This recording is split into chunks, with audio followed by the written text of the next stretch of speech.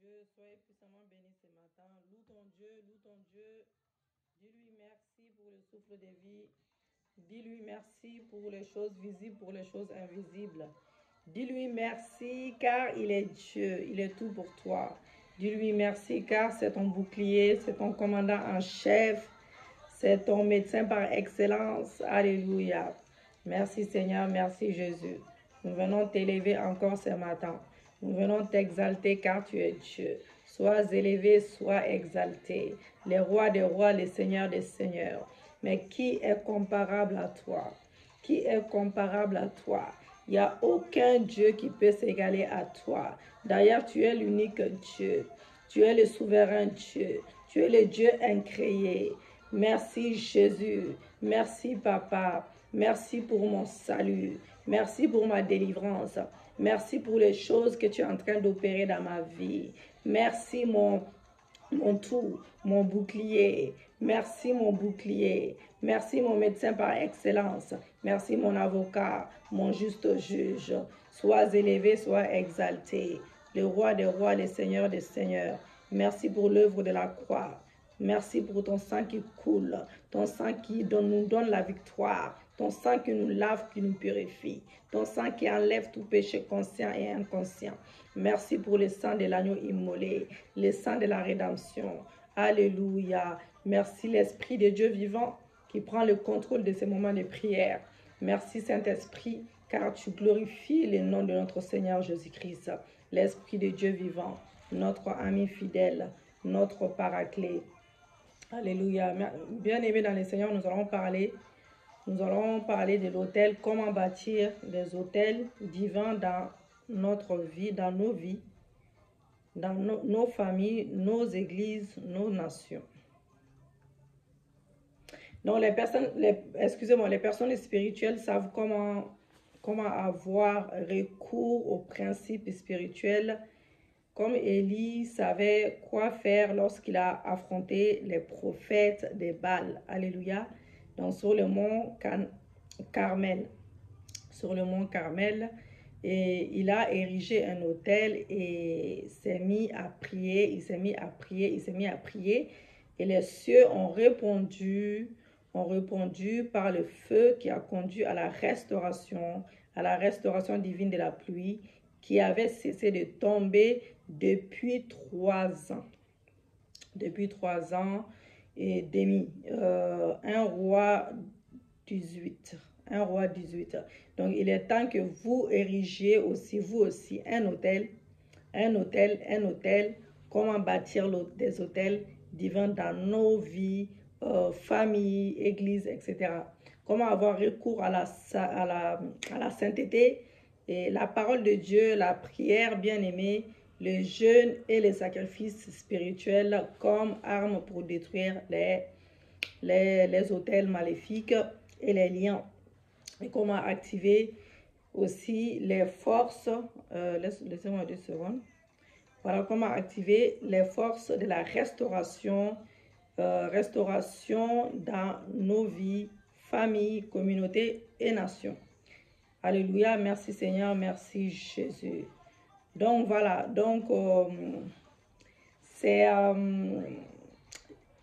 nous allons avoir une instruction pratique pour utiliser ces moments de prière. Nous allons avoir aussi une partie pour se consacrer à développer les piliers de la percée, qui sont les clés divines. Les clés divines, je crois. Voilà.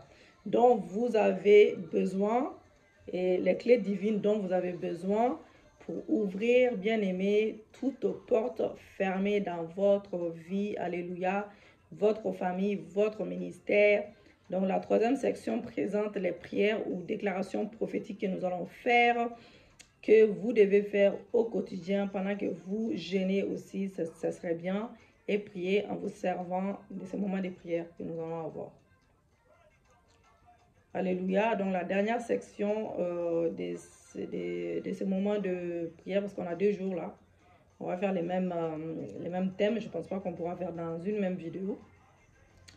Donc voilà, et c'est la délivrance, la guérison, restauration. Voilà, nous allons trouver notre guérison, notre restauration par la parole de Dieu, par la prière. Donc c'est la raison pour laquelle nous allons aujourd'hui prêcher sur l'autel, enseigner et prier. Donc ce sont des armes que Dieu a données pour mettre fin, bien aimé, pour mettre fin à l'oppression. C'est les armes de Dieu que Dieu nous donne pour mettre fin aux oppressions sataniques dans nos vies, voilà, dans nos vies, sur son peuple. Et elles ont le pouvoir d'imposer les changements dans toute situation dans vos vies, quelles qu'elles soient.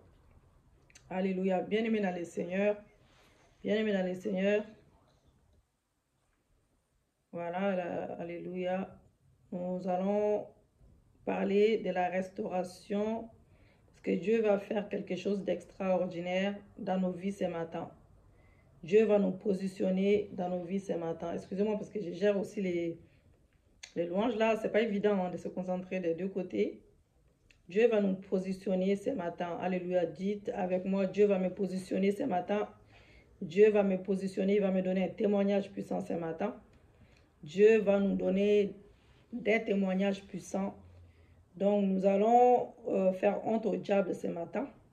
Alléluia. Il faut vous assurer qu'aucun diable ne pourra résister, bien aimé, à l'avalanche des puissances qui coulera vers vous ce matin. Donc, apprêtez-vous à recevoir vraiment des interventions angéliques et à expérimenter ce matin des changements hors de commun pendant que nous nous engageons à fond à prier Dieu, et nous sommes prêts à faire une œuvre nouvelle avec nos bouches. Nous allons faire des déclarations prophétiques avec l'aide du Saint-Esprit. Alléluia. Ainsi parle l'Éternel, il semble impossible que certaines personnes soient libérées du cercle de la pauvreté. Il faudra un miracle pour que certaines personnes passent du bas au haut de l'échelle. Alléluia. Allez, donc je vais vous aider à émerger, bien aimé, la parole prophétique que j'ai reçue de la part de l'Éternel. Que Dieu vous bénisse pendant que vous vous joignez à moi ce matin. Alléluia, dans ce moment de prière, dans les noms puissants et glorieux de Jésus-Christ de Nazareth. Donc nous allons, alléluia, merci Seigneur, merci Jésus. Donc, il y a des points d'action de la fin de chaque moment, enfin, pendant ces moments-là. Voilà, nous allons suivre ces instructions petit à petit. Nous allons utiliser des points de prière et vous répétez avec moi, bien-aimé, comme guide, et avec l'Esprit Saint, le Saint-Esprit, qui va nous révéler davantage des sujets de prière. Et donc, nous allons prier à haute voix, et non dans nos cœurs, à haute voix. Prions ensemble à haute voix, mais pas, bon, voilà. Priez à haute voix et prenez le temps pour prier par rapport au point des prières, pour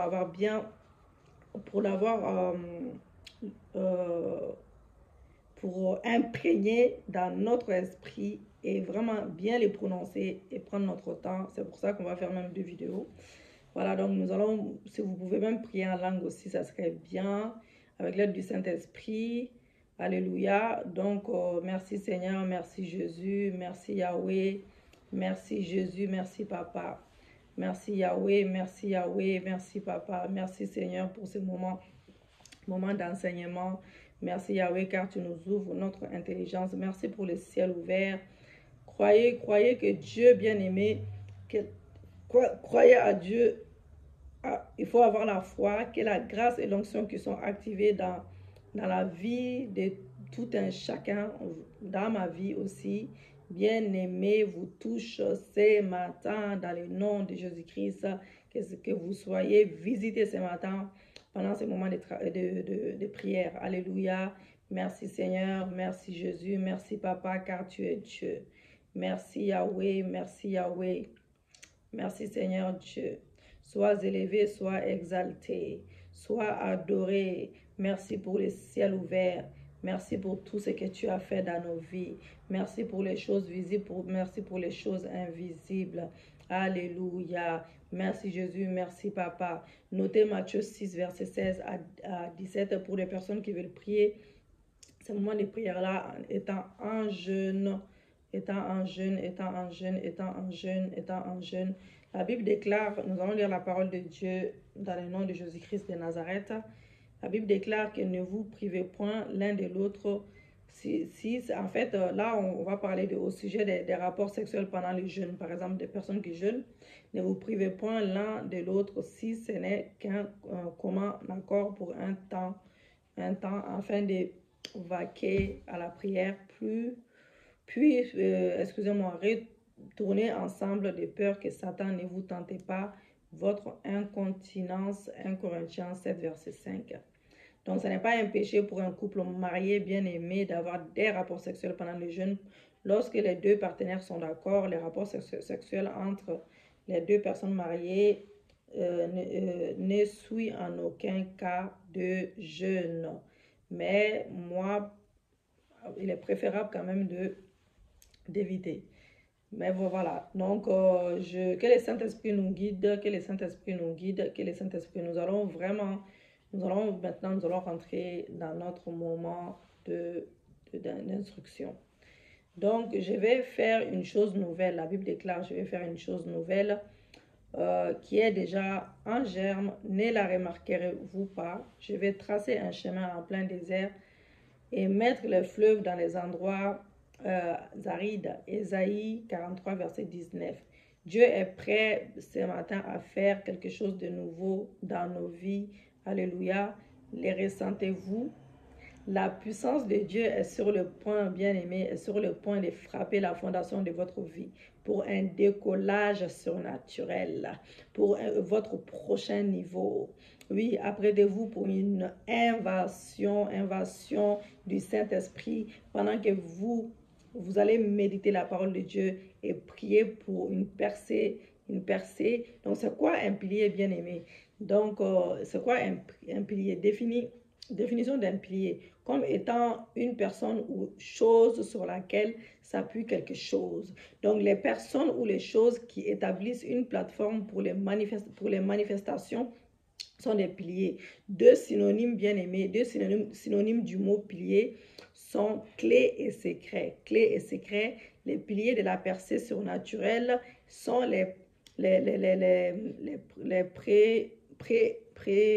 comment on dit ça là?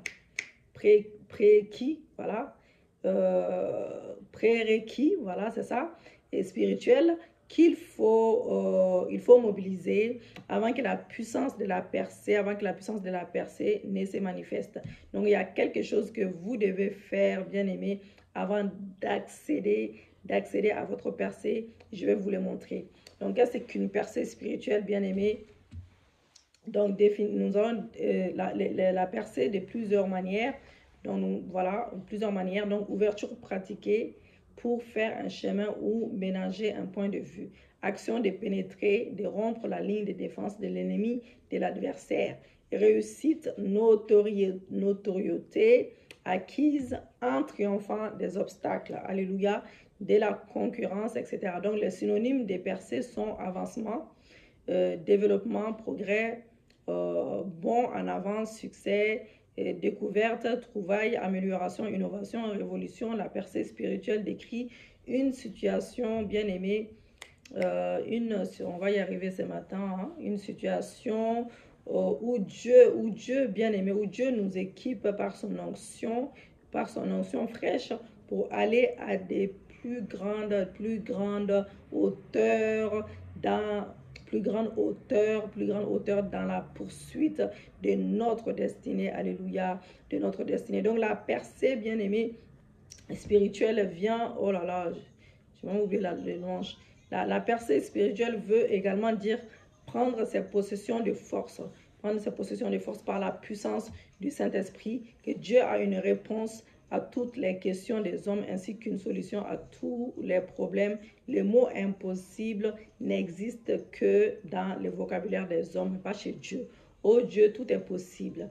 Matthieu, à Dieu plutôt, à Dieu tout est possible. Nous lisons cela dans Matthieu 19, verset 26. Donc cela indique que vous pouvez croire en Dieu pour une percée, quelle que soit votre situation. Donc priez-vous pour la percée, bien-aimée.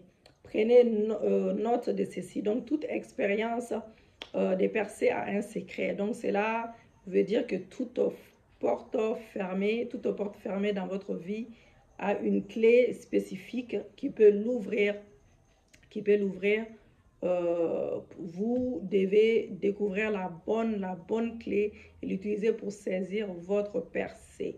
Donc, vous ne pouvez pas entrer dans votre héritage en Christ et si vous n'avez pas accès à la clé de la compréhension, donc plusieurs croyants sont dans la misère et sont opprimés par les démons, tout simplement parce qu'ils n'ont pas une bonne compréhension des richesses que nous avons au moyen de la rédemption. Voilà. Donc, et comment notre Père Céleste peut-il être si riche, mais nous, ses enfants, sommes misérables et cela est paradoxal. Et Paul a prié que les croyants d'Éphèse puissent saisir cette révélation et nous allons lire Éphésiens 1, verset 18, qu'il ouvre vos yeux à sa lumière afin que vous compreniez à quelle espérance il vous a appelé, quelle est la richesse et la splendeur des biens destinés à ceux qui lui appartiennent. Voilà, en français, le français courant. Donc, à moins que vous ne voyez, vous ne pouvez posséder. Donc, Dieu nous dit ceci, bien aimé, ce matin. Si tu peux voir cela, je te les donnerai. Si tu peux concevoir cela, tu les réaliseras, la foi. Donc, ces paroles ont bouleversé, ces paroles doivent nous bouleverser notre vision étroite du monde. Donc, les choses sont obligées de changer quand nous pensons comme ça, sont obligées de changer lorsque nous connaissons la vérité. Vous connaîtrez la vérité vous affranchira. Donc, c'est la raison pour laquelle la prière à elle seule ne peut pas garantir votre percée. Vous devez connaître et comprendre. Donc, les 9 piliers de la percée que je voudrais vous montrer ce matin, maintenant, et mettront entre vos mains les clés dont vous avez besoin pour accéder aux percées spirituelles, aux percées maritales, professionnelles, financières et ministérielles. Donc, apprenez-les bien. Apprenez-les bien et engagez-vous à les mettre en pratique dès aujourd'hui, dès ce matin. On ne se bat pas pour ouvrir une porte lorsqu'on a la bonne clé. Alléluia, lorsqu'on a la bonne clé. Donc, voyez-vous sur la montagne des témoignages surnaturels que nous allons voir à la fois, si vous suivez mes instructions. Donc, c'est pourquoi sortez des milieux d'eux et séparez-vous, dit le Seigneur. Nous lisons la parole de Dieu. Ne touchez pas à ce qui est impur et je vous accueillerai. Je serai pour vous un père et vous serez pour moi des fils et des filles, dit le Seigneur Tout-Puissant. 2 Corinthiens 6, versets 17 à 18. Qu'est-ce que la justice? Être juste, c'est être acceptable à Dieu. Noé est la première personne dans la Bible à être appelée juste. Donc Noé était un homme juste et intègre dans son temps. Et Noé marchait avec Dieu, Genèse 6, verset 9. Et ici, nous voyons les deux aspects de la justice. Donc, les deux aspects de la justice, donc faire ce qui est juste, être intègre, voilà, et avoir une relation avec Dieu, une relation personnelle avec Dieu, marcher avec Dieu et donner votre vie, donner votre vie plutôt, excusez-moi, de votre vie réellement à Jésus-Christ, pas faire semblant, mais donner vraiment votre vie à Jésus-Christ. Donc, la justice de Dieu est tout d'abord un don que Dieu fait à ceux qui ont reçu Jésus-Christ comme leur Seigneur, comme leur Sauveur personnel.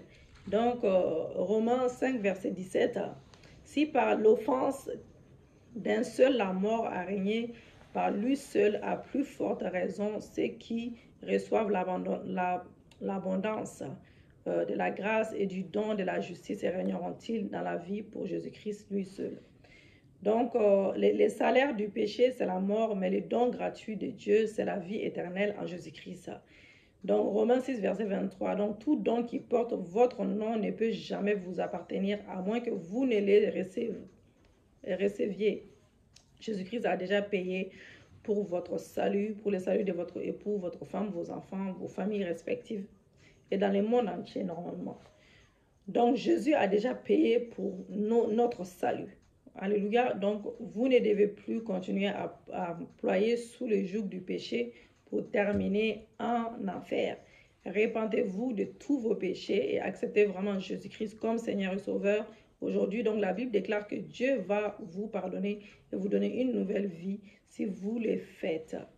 Donc, 1 Jean 1, verset 8 à 9, si nous disons que nous n'avons pas de péché, nous nous séduisons nous-mêmes et la vérité n'est point en nous. Si nous confessons nos péchés, il est fidèle et juste pour nous les pardonner et pour nous purifier de toute iniquité.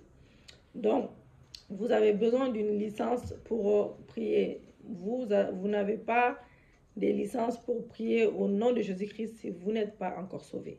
Donc, mais Jean 1, verset 12 nous dit, mais à tous ceux qui ont accepté, à ceux qui croient en son nom, elle a donné le droit de devenir enfant de Dieu. Avez-vous reçu ces droits-là, bien-aimés? Donc, bien-aimés dans le Seigneur, au nom de Jésus-Christ, tout d'abord, il faut lui avoir donné votre vie. Pour ceux qui me suivent, excusez-moi, ceux qui sont en train de me suivre, il faut accepter Jésus-Christ de Nazareth tout simplement et ne pas perdre de temps. Donc, comment pouvez-vous recevoir Jésus-Christ comme Seigneur et Sauveur personnel? C'est tout simplement, mettez-vous sur vos genoux maintenant et faites cette prière avec moi. Seigneur Jésus-Christ, j'ai besoin de toi maintenant. Je t'ouvre la porte de mon cœur et je te reçois comme Seigneur et Sauveur. Je me répands de tous mes péchés maintenant. Pardonne-moi et lave-moi de ton sang précieux. Fais de moi la personne que tu voudras que je sois dès aujourd'hui maintenant. Merci de m'avoir sauvé. Amen. Donc, enfants de Dieu, rangez votre vie. Donc, priez pour la percer avec les péchés. Et avec les péchés dans votre vie, c'est comme essayer d'ouvrir de force une porte en métal solide avec vos mains sans clé. Donc, nous allons lire Ésaïe 59, verset 1 à 2. Non, la main plutôt, excusez-moi, de l'Éternel n'est pas trop courte pour sauver, ni son oreille trop dure pour entendre, mais ce sont nos crimes qui mettent une séparation entre vous et votre Dieu. Ce sont vos péchés qui vous cachent sa force et l'empêchent de vous écouter. Donc, la justice est la seule plateforme bien-aimée sur laquelle Dieu peut se connecter avec vous pour combler vos besoins. Alors, rangez votre vie avant de commencer à chercher Dieu pour la percer. Donc, appliquez les sang de Jésus-Christ. Nous ne pouvons atteindre les standards de justice de Dieu qu'en Jésus-Christ. C'est lui qui n'a point connu les péchés. Il a fait devenir péché pour nous, afin que nous devenions en lui justice de Dieu. 2 Corinthiens 5, verset 21. Le sang de Jésus-Christ nous purifie et nous positionne bien-aimés. Donc, dans la justice, lorsque nous nous repentons de nos péchés et commençons à vivre selon la parole de Dieu, mais si nous marchons dans la lumière, comme il est lui-même dans la lumière, nous sommes mutuellement en communion et le sang de Jésus-Christ, son Fils, nous purifie de tout péché. 1 Jean 1, verset 7. Certains enseignants de la grâce enseignent qu'un croyant ne doit jamais perdre du temps à confesser ses péchés parce que Jésus-Christ a ôté tous les péchés. L'apôtre Jean écrit aux croyants bien-aimés dans sa première épître et dit ceci: si nous disons que nous n'avons pas de péché, nous nous séduisons nous-mêmes et la vérité n'est point en nous. 1 Jean 1, verset 8. Donc, ces versets s'adressent particulièrement à ces chrétiens qui ont des percées dans leur vie, mais jouent à l'autruche. Donc, l'apôtre dit que c'est de la tromperie, et dans 1 Jean 2, verset 1, il dit clairement que bien que Dieu nous appelle à mener une vie sans péché, un croyant peut pécher. Donc, alléluia. Merci Seigneur, merci Jésus, merci Papa. Merci Yahweh. Alléluia. Donc, voilà, mes petits enfants, je vous écris ces choses afin que vous ne péchiez point. Et si quelqu'un a péché, nous avons un avocat auprès du Père, Jésus-Christ le juste. Dans 1 Jean 1, verset 9 à 10. Il nous montre comment un croyant qui a péché doit traiter avec son péché. Donc, si nous confessons nos péchés, il est fidèle et juste pour nous les donner, pour nous les pardonner plutôt, et pour nous purifier de toute iniquité. Et si nous disons que nous n'avons pas péché, nous les faisons menteurs et sa parole n'est point en nous. Alléluia. Donc, bien-aimés, humiliez-vous et repentez-vous de vos péchés. Et si le Saint-Esprit vous a convaincu du péché, au lieu d'évoquer des arguments théologiques pour vous justifier, et Dieu voit un pécheur qui se répand en blanc lorsqu'il regarde à travers le sang de Jésus-Christ. Une bonne relation avec Dieu est la première clé dont vous avez besoin pour les percées surnaturelles. Donc, je vous encourage, bien-aimés, à marquer tout pas violent nécessaire pour aligner votre vie aux voies de Dieu. Que l'Éternel soit béni. Nous les remercions pour sa parole. Merci Seigneur, car tu nous as enseigné, tu as renouvelé notre esprit dans le nom de Jésus-Christ de Nazareth. Êtes-vous nés de nouveau, bien-aimés? Donc, vous repentis de vos péchés. Ça, c'est le point d'action. Votre vie entière, est-ce que votre vie appartient à Jésus-Christ? Si non, faites-le maintenant. Faites cette prière de tout votre cœur, comme j'ai fait tout à l'heure là, d'accepter Jésus-Christ comme Seigneur et Sauveur. Donc, j'ai besoin de toi maintenant, etc. Je t'ouvre la porte de mon cœur et je te reçois comme Seigneur et Sauveur. Donc, voilà. Donc, il faut vous repentir. Donc, s'il y a-t-il un péché dans votre vie que vous pensez, vous pourrez être un obstacle, que vous pensez que ça pouvait être un obstacle pour vous, donc confessez-les devant Dieu. Donc, maintenant, nous allons bâtir un autel. Celui qui demeure sous l'abri du Très-Haut repose en l'ombre du Tout-Puissant. Le psaume 91, verset 1. Tout chrétien, toute famille, église, nation qui veut vivre sous la couverture de Dieu Tout-Puissant et jouir de la bénédiction divine doit bâtir un autel spirituel solide pour Dieu bien-aimé. Il ne suffit pas de détruire les autels sataniques. La vérité est que vous ne verrez jamais la gloire de Dieu si vous n'élevez pas des autels saints après avoir détruit et réduit en cendres tous les autels sataniques du monde. Donc Dieu veut établir de nouvelles alliances avec nous en ce moment. Donc c'est pourquoi il nous invite à ériger des autels. Il veut visiter les individus, les familles, les églises et notre nation avec le salut, la guérison, bien-aimé, la délivrance.